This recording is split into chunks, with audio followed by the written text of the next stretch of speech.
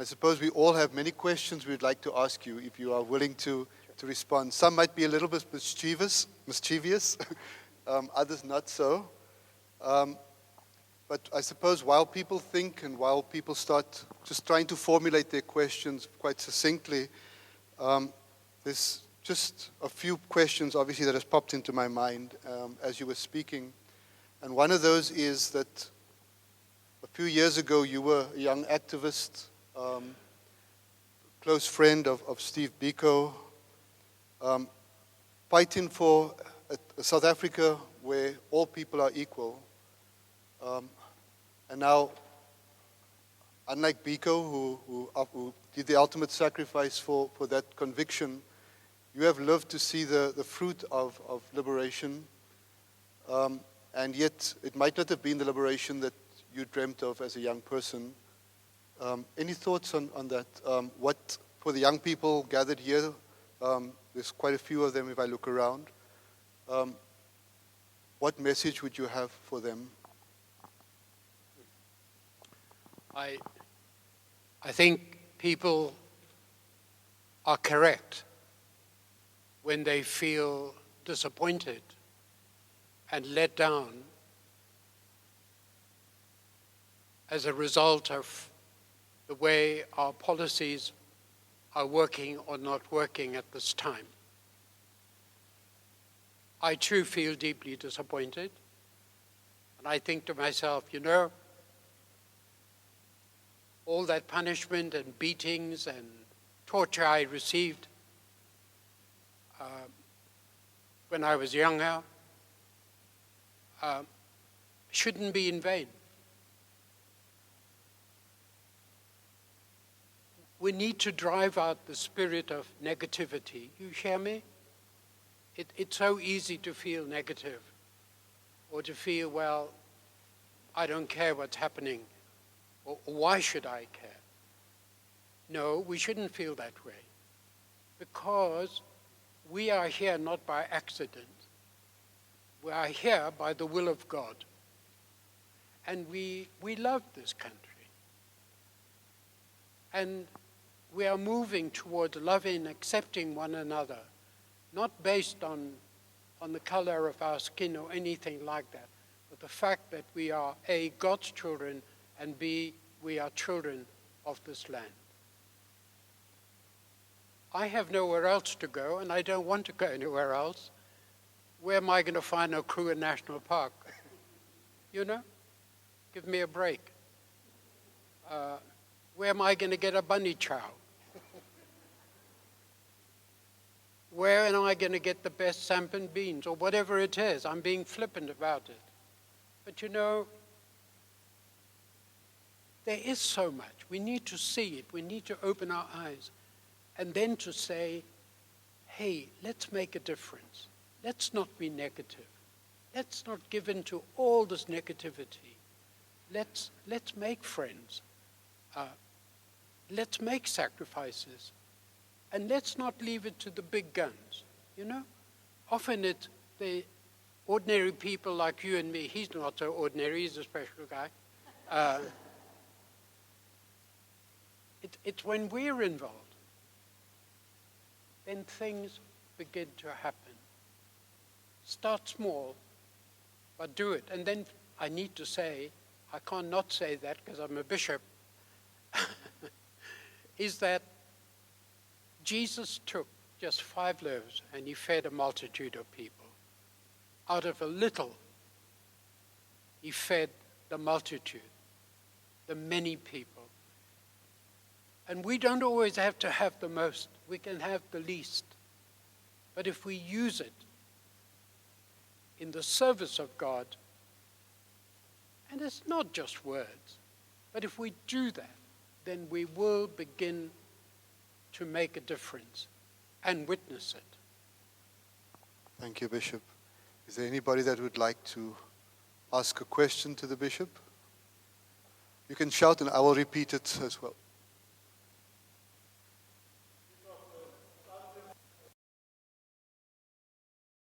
So it's just the Bishop's response to, obviously, the government's fixation on employment for people under the age of 35. What is the bishop's thoughts of the other lost generation that's over the age of 35? The government gets some things right, but a lot it doesn't get right. And it's okay. We shouldn't be afraid to be critical of our leaders, because leaders are not gods, right? There's only one God. So we shouldn't be afraid to criticize. I think it's a good thing to do. It's saying that we care, that we want to see change. As long as people are not violent and obscene and all of those things, I think it's okay to be critical. And those are the issues we need to raise. There's some of us who've been putting a lot of pressure. I won't name names and other organizations, but to say that those who have responsibility for governance of our country have got to come together and think hard and fast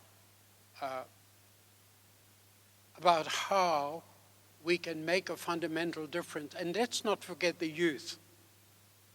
It's a generation that's being rapidly lost. We're seeing the levels of drug addiction and so on among our youth is quite frightening. And we can no longer be silent in the face of those kinds of happenings. So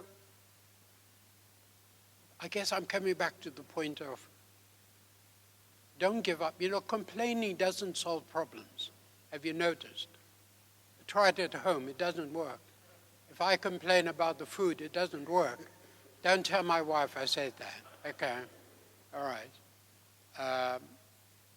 But we need to act. Churches can do so much more than they sometimes do. The little, Jesus fed the 5,000 with just a few loaves of bread. So we too, with a little, can make a big difference. I don't think that's fanciful. I think it's very real. Thank you, Bishop. We have another question at the back. So just a question from the group was that the scriptural text that the bishop started off with about the Spirit of the Lord has anointed me ends off with the church almost divided, the community almost divided and wanting to push Jesus off a cliff. And what does that mean for the church now? I was going to be cynical and say, well, maybe you should be pushed off the cliff. I don't know. But I don't mean that. But what I do mean and what I do feel is that the more you and we stand for the truth, for what is right, for what is of God, then we will see a lot more opposition to that. Because people don't want to hear the truth.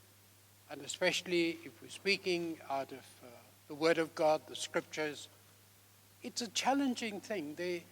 You've noticed when you read the Bible, not everything is about being comforted. Not everything's about making you feel good. Sometimes, if not most times, I personally feel very uncomfortable when I read the Scriptures because I feel deeply challenged to do the right thing. So yes, whenever we choose, we decide to say that which is right, that which is of God, that which is in Scripture, we will meet opposition. But that shouldn't be a reason or an excuse for us not to get involved in participating in this project to do the right thing. We have to put our heads together and our hearts together.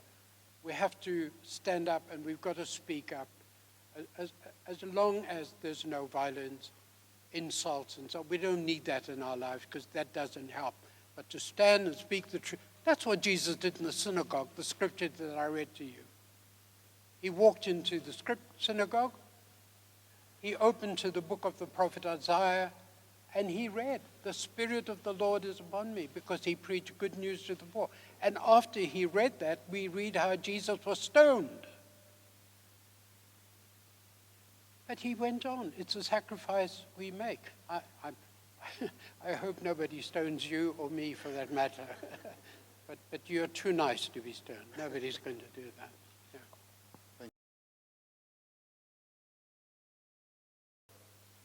So the question is just about the church's response to the move by big business to try and undermine community SMEs, small and medium enterprises that are based in the township. Well, I believe that we should resist that the church should resist any interference from other organizations and bodies and even government. The truth is, I'm not an economist. My wife will tell you that. I misspend all the money at home. But we must all participate in the economy. If you think of some of the countries, I don't want to name them, even Eastern countries. There are countries who have taught their people to participate in the economy and not allow government to rule over it and to be the final arbiters in the decisions that are made with regard to it. So from my reading, and I do take an interest in the economy because I think as a bishop I need to not just read Psalm 23, I need to, alongside Psalm 23, I should take an interest in the welfare of people, and money is a big thing. What does somebody said, the love of money is the root of all evil, okay?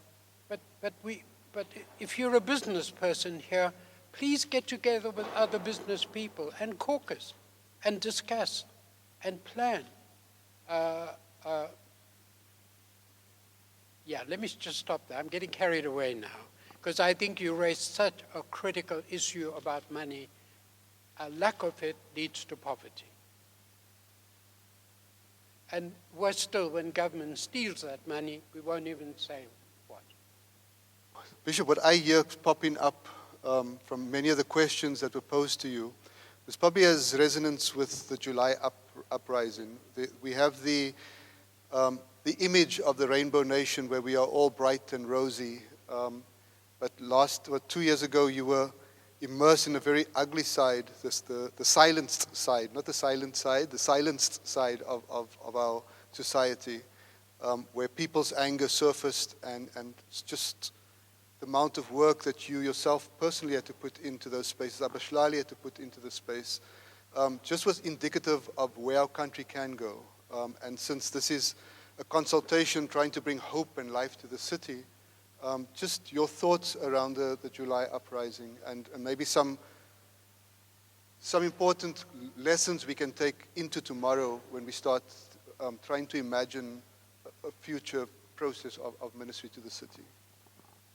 Thank you. I brought a copy of this book. It's called 8 Days in July, and it's an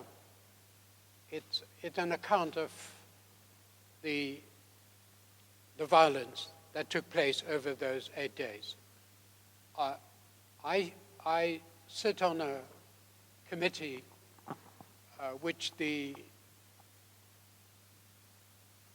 there have been so many changes, so maybe I shouldn't mention names.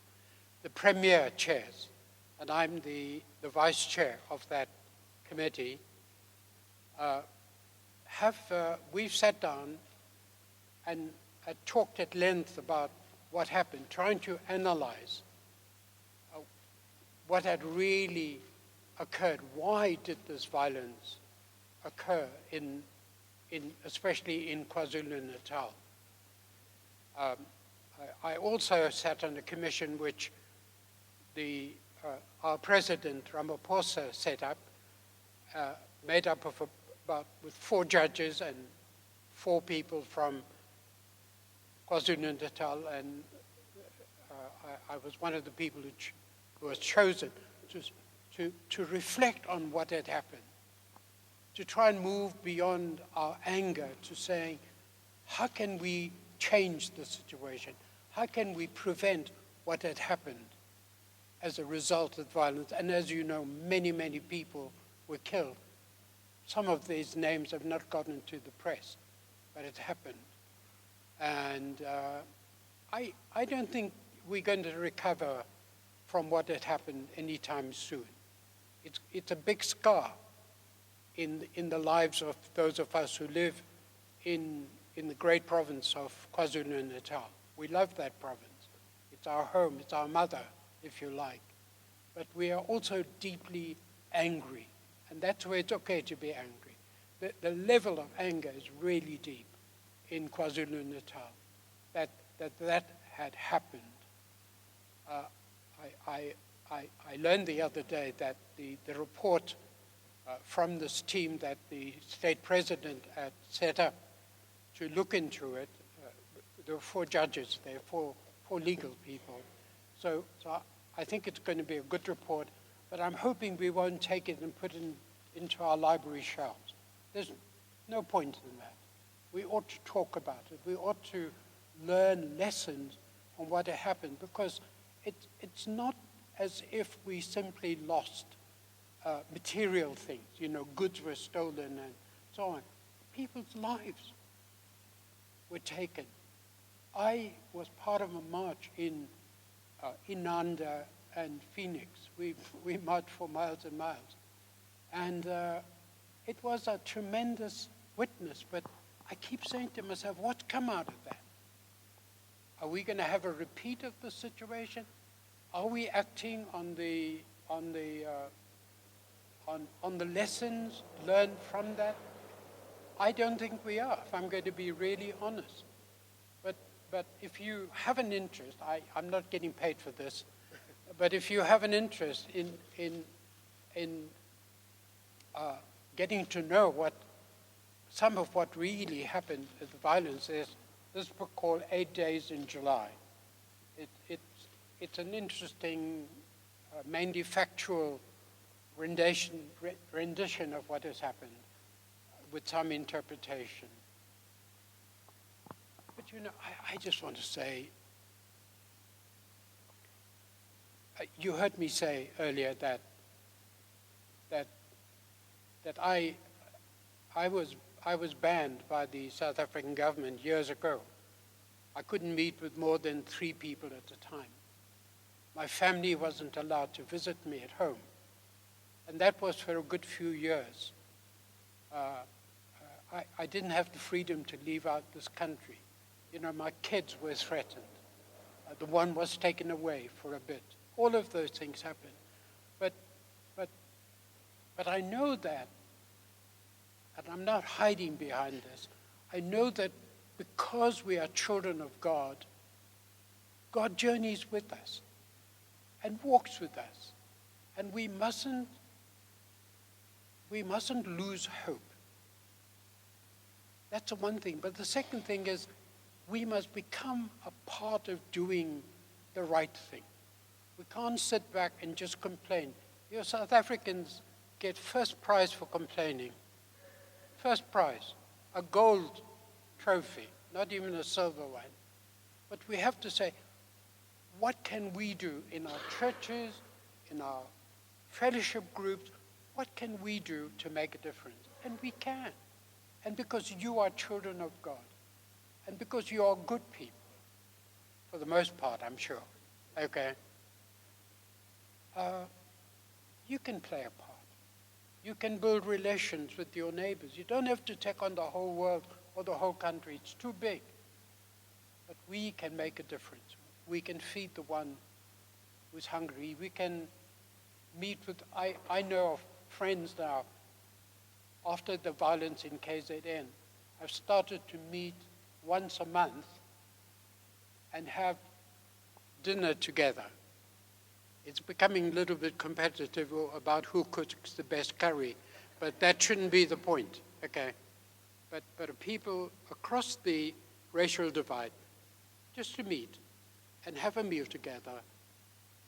And the one group said to me, we involve our children once a month or once a quarter, I forget now, so that our children can meet and get to know one another. It's a little thing, but it's a practical thing, but I think an important thing that we can do, and not just leave it to those who are running the nation to build social cohesion, to use that phrase. Do you see? We can do it. We can do it in our churches. We can do it in our neighborhood. We can meet with Mrs. van der Merwe, and Mrs. van der Merwe can meet with Mr. de Dlamini and his family, and so on. So they're practical things that we can do. But complaining is not in the Bible. I haven't found it. Blessed are the complainers.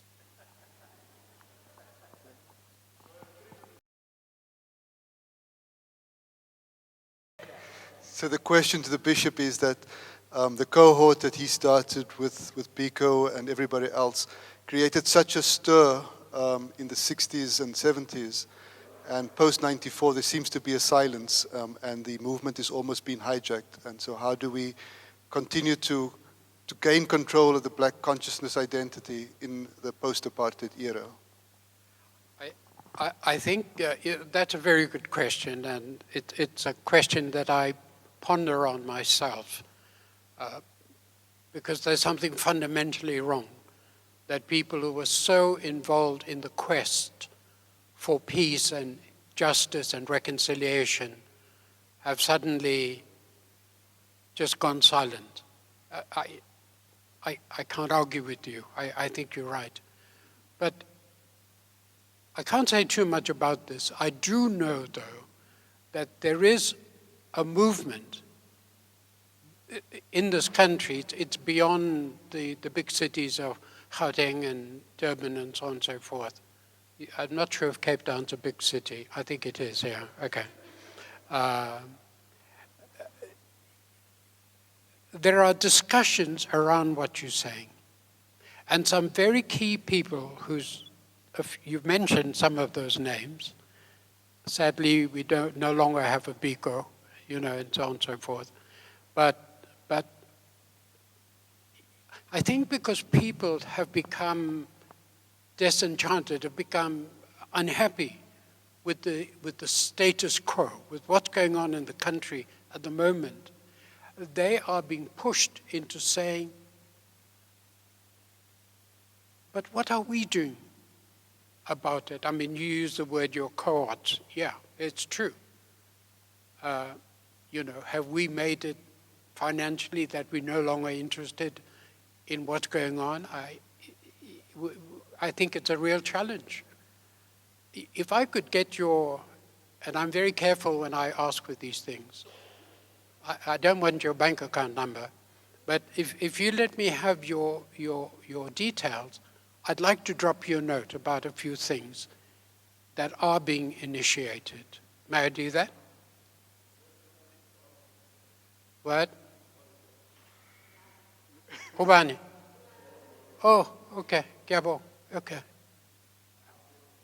Okay, so the bishop is getting very tired, so I want to steal from everybody else and maybe just ask him one last question, and maybe it could be in preparation for tomorrow. Is Bishop, looking at South Africa and all the different issues that people have raised, what gives you hope? What continues to make you an activist? I think it's all these wonderful faces and wonderful smiles.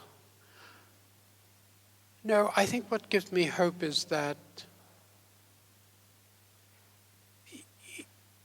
there's a great temptation, and it's right, to focus on the things that are not working right, the problems we're facing.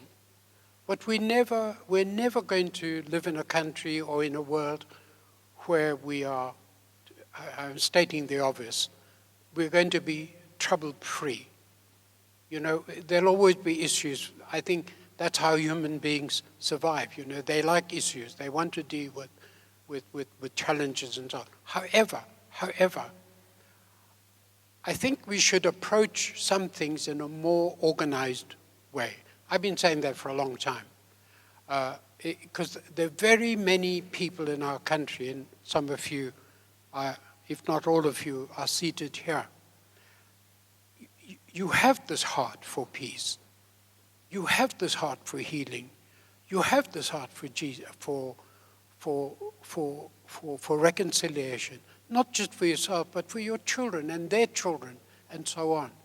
And we can, you see, when this generation of people, my age, I'm 600 years old now, when we've disappeared, and we haven't left a heresy, what's the word? A legacy, thank you. You can say I'm baiemoch, yeah. If we don't leave a legacy, then I think we're going to lose out quite badly. And we're seeing that in some Western countries, although they've moved a long way in terms of what they describe as their civilization and so on and so forth. If you look at the country of bombing each other and so on, that's barbaric. There's nothing civilized about the kind of treatment that's meted out in the way that is taking place. But I think, and I'll say it, I'm a big believer in the whole concept of Ubuntu. I don't think we've really discovered the depth of meaning of that word. I think it's uniquely who we are in this great country of ours. And we need to dig deeper and say, how can we find it? I think the churches do it to some extent. They're unconscious of it. But to some extent, they're able to tease out this whole concept and reality of Ubuntu. I think it's such a deep word. And it goes to the very heart of the gospel message of unity and love and so on and so forth. But I hear you. I'd love to have a conversation with you sometimes. Okay, I'll pay for the Coca-Cola or the Nkombothi. Okay, so maybe together with me, just give the bishop a round of applause and thank him for your time and for your wisdom.